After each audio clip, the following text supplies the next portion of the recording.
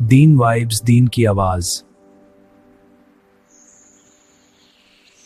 حضرت شیخ عبدالقادر جیلانی رحمۃ اللہ علیہ فرمایا کرتے تھے کہ 15 شعبان کی رات فرشتوں کے لیے عید کی رات ہوتی ہے، جیسے ہمارے لیے عید الفطر اور عید الاضحیٰ ہے نا۔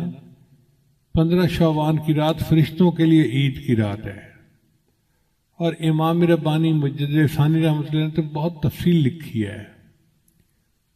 انہوں نے بات سمجھائی کہ دیکھو، رات ہوتی ہے، ہر طرف اندھیرا ہوتا ہے، پھر صبح صادق طلوع ہوتی ہے، اور صبح صادق کے بعد روشنی بڑھتی جاتی ہے، بڑھتی جاتی ہے، بڑھتی جاتی ہے، حتیٰ کہ جب سورج نکلتا ہے تو اس وقت روشنی ختم ہو جاتی ہے اور دھوپ آ جاتی ہے۔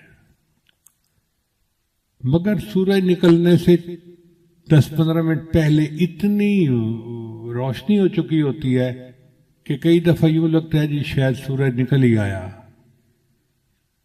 حالانکہ ابھی نکلا نہیں ہوتا۔ وہ فرماتے ہیں کہ بالکل اسی طرح 15 شعبان کی رات کو اس نور کا سورج طلوع ہو جاتا ہے، نہ اس نور کی صبح صادق طلوع ہو جاتی ہے۔ پھر ہر دن یہ نور بڑھتا رہتا ہے، بڑھتا رہتا ہے، بڑھتا رہتا ہے، حتیٰ کہ رمضان سے 1-2 دن پہلے ایسی حالت ہوتی ہے کہ جیسے رمضان کی برکتیں ہوتی ہیں۔ اس لیے نبی علیہ السلام شعبان میں کثرت سے روزہ رکھتے تھے۔ صلاۃ تسبیح کا پڑھنا عبادت ہے، اور کل کے دن کا روزہ رکھنا بھی سنت ہے۔ بیہقی شریف کی روایت ہے، نسائی میں بھی اس کا تذکرہ ہے کہ شعبان کا مہینہ رجب اور رمضان کے درمیان ہے، جس کی فضیلت سے لوگ بے خبر ہیں۔ اس مہینہ میں بندوں کے اعمال پیش کیے جاتے ہیں۔ میرا دل چاہتا ہے کہ میرا عمل ایسی حالت میں پیش کیے جائیں کہ میرا روزہ ہو، یعنی نبی علیہ السلام نے فرمایا کہ میرے عمل اللہ کے سامنے اس حال میں پیش ہوں کہ میں روزہ دار، یعنی 15 شعبان کا روزہ سنت ہے، حدیث سے ثابت ہے۔ اس لیے نبی جب رجب کا چاند دیکھ لیتے تو یہ تھے، اللہم بارک لنا فی رجب و شعبان و بلغنا رمضان۔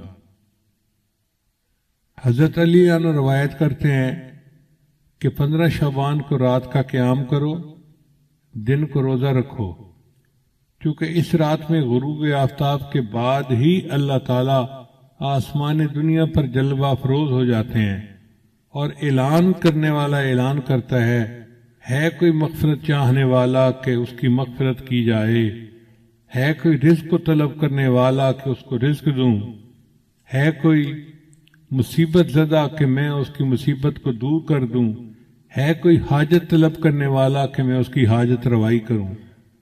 اب آپ اندازہ لگائیے کہ آج کی رات میں اللہ رب العزت اعلان فرماتے ہیں، ہے کوئی مصیبت زدہ جس کی مصیبت میں دور کروں، ہے کوئی حاجت والا جس کی حاجت کو میں پورا کر دوں۔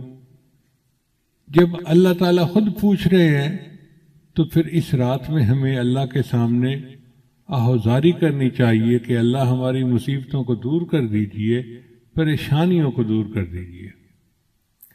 ابن ماجہ کی روایت ہے کہ نبی علیہ السلام کے بارے میں سیدہ صدیقہ لنا فرماتی ہیں، میں نے ایک رات نبی علیہ السلام کو بستر پر نہ پایا۔ بندہ سویا ہوا ہوتا ہے نا تو آنکھ کھلتی ہے، تو میں نے دیکھا کہ نبی علیہ السلام بستر پہ نہیں تھے، تو میں باہر نکلی، بھئی خیریت تو ہے، پتہ کروں۔ وہ فرماتی ہیں میں نے دیکھا کہ نبی علیہ السلام جنت بقیع کے اندر سے۔ میں نے پوچھا اے اللہ کے نبی صلی اللہ علیہ وسلم آپ یہاں رات کے وقت کیسے آئے؟ تو نبی علیہ السلام نے فرمایا کہ آج 15 شعبان کی رات ہے،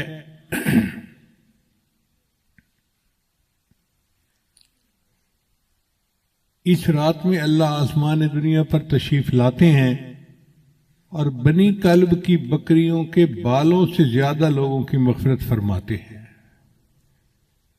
بنی کلب ایک قبیلہ تھا مدینہ میں جو بکریاں پالنے میں مشہور تھا، ہر گھر والوں کے پاس بکریاں ہوتی تھیں۔ اب آپ اندازہ لگائیں کتنی بکریاں ہوگی۔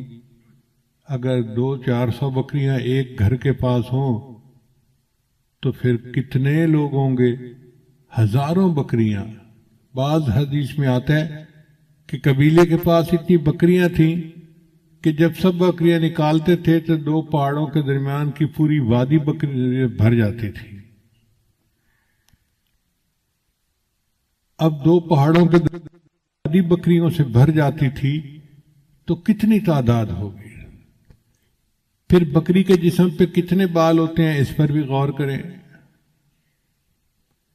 ہمیں تو اندازہ نہیں ہے۔ ہمارے ایک دوست تھے ماشاءاللہ، وہ فارغ البال گنجے تھے، میں ان کو پیار سے فارغ البال ہی کہتا تھا۔ ایک دن میں گیا تو اس نے نا ایک لٹ جو ہے نا بالوں کی یوں لگائی ہوئی، تو میں نے پوچھا کہ بھائی آپ نے یہ بال کیسے لگوائے؟ کہتے حضرت ٹرانسپلانٹ کروائے ہیں۔ میں نے کہا ٹرانسپلانٹ کروانے تھے تو سارے کروا لیتے۔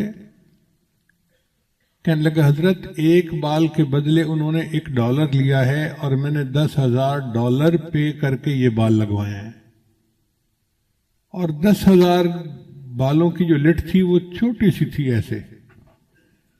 تو میں سوچ میں پڑ گیا کہ اگر یہ بال 10,000 ہیں تو پورے سر پہ تو پھر لاکھوں بال ہوں گے۔ اب اگر انسان کے سر پر لاکھوں بال ہوتے ہیں تو بکری کے جسم پہ کتنے بال ہوں گے بھائی؟ اندازہ لگائیں۔ اگر ایک بکری کے جسم پر لاکھوں بال ہوتے ہیں تو بنی کلب کی پوری بکریوں کے جسم پہ کتنے بال ہوں گے؟ اتنے بندے اللہ آج کی رات میں جہنم سے بری فرما دیتے ہیں۔ اس لیے یہ بہت بڑی خوشخبری کی بات ہے۔ بہقی شریف کی روایت ہے کہ اس رات میں وہ سب بنی آدم لکھ لیے جاتے ہیں جو اس سال مریں گے اور جو بچے اس سال پیدا ہوں گے۔ اس رات بندوں کے اعمال اٹھائے جاتے ہیں اور اسی میں ان کے رزق نازل ہوتے ہیں۔ اب جو بے اولاد لوگ ہیں وہ آج کی رات میں اللہ سے دعا مانگے کہ اللہ ہمیں اولاد والی نعمت عطا فرما، چونکہ فیصلے آج کی رات ہونے ہیں۔ جب افسر کی قلم چل رہی ہو فیصلے کی تو اس وقت فیصلہ لکھوانا اپنی مرضی کا آسان ہوتا ہے۔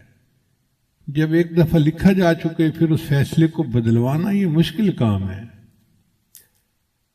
ہم 15 شعبان کی رات کو تو دعائیں مانگتے نہیں اور پھر پورا سال روتے رہتے ہیں جی دعا قبول نہیں ہوتی، دعا قبول نہیں ہوتی، دعا قبول نہیں ہوتی۔ دعا کیوں نہیں قبول ہوتی؟ ہوتی ہے لیکن اس کے مانگنے کا وقت ہوتا ہے۔ تو آج کی رات کی اہمیت کا اندازہ لگانا چاہیے۔ ابو امامہ باہلی رضی اللہ عنہ ایک صحابی تھے۔ جب وہ نبی علیہ السلام کے پاس آئے تو اللہ کے محبوب صلی اللہ علیہ وسلم کو یہ حکم ملا کہ ان کا اکرام کرو، تو نبی علیہ السلام نے ان کے لیے اپنی چادر بچھا دی۔